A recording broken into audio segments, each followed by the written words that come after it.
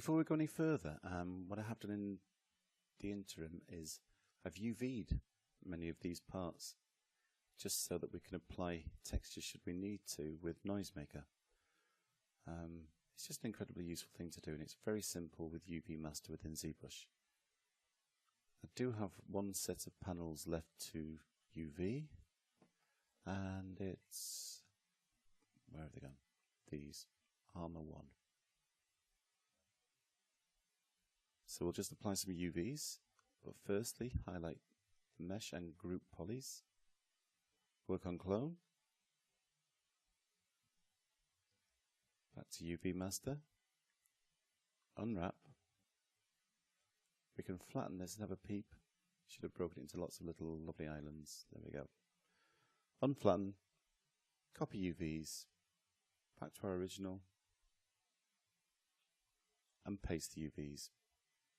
Now all these armor pieces are ready for Noisemaker. We can produce all sorts of patterns. We'll do some examples later on. Right.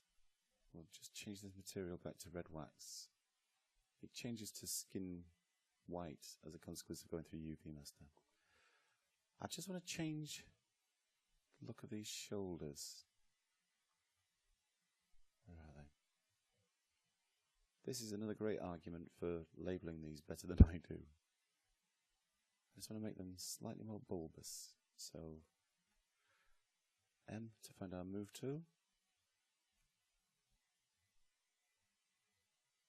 Draw that down slightly. It's very 1980s shoulder pads, but I just thought it might help. This is another great advantage of making these armor plates as separate tools, that we can move one against the other and integrate them really nicely.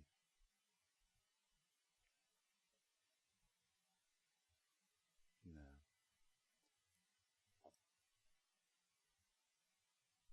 this is the Form Soft, another one of my favourite brushes. It's almost medieval, this piece, as in suits of armour.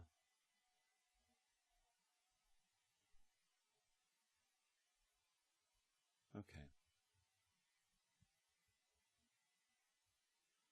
Right, I'm happy enough with that. Okay, and I want to just group in polygroups. I'll lose all my little...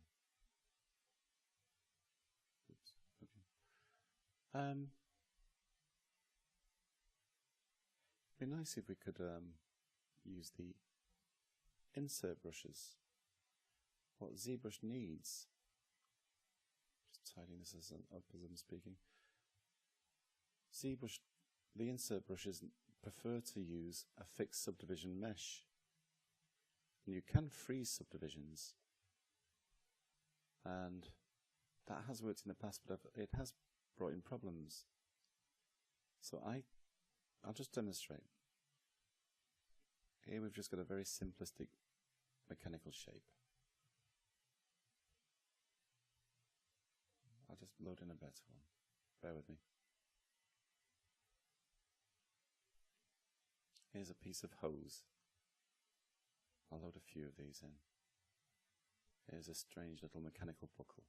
When we try and draw on the surface, ZBrush will complain that it's composed of multiple subdivision levels.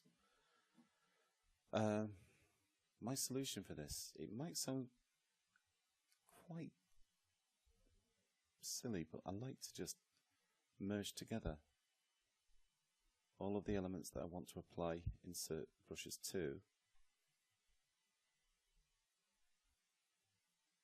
Drop the subdivision level of the higher ones so it isn't too large a mesh when we combine it. I'm just scrolling through them, just dropping the subdivision level slightly.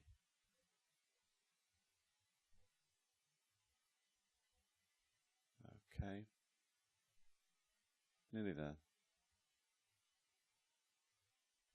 Right. Now, in the merge palette, if you just put merge visible, it will create a separate merge subtool. Here.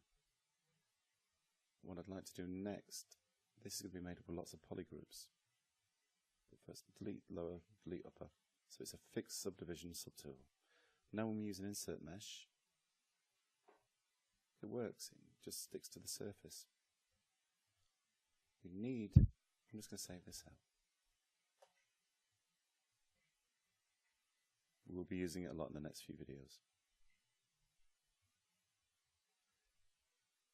Okay, that's done. This is a very simple multi-mesh brush that I've made. I'll show you how to do that in the next video.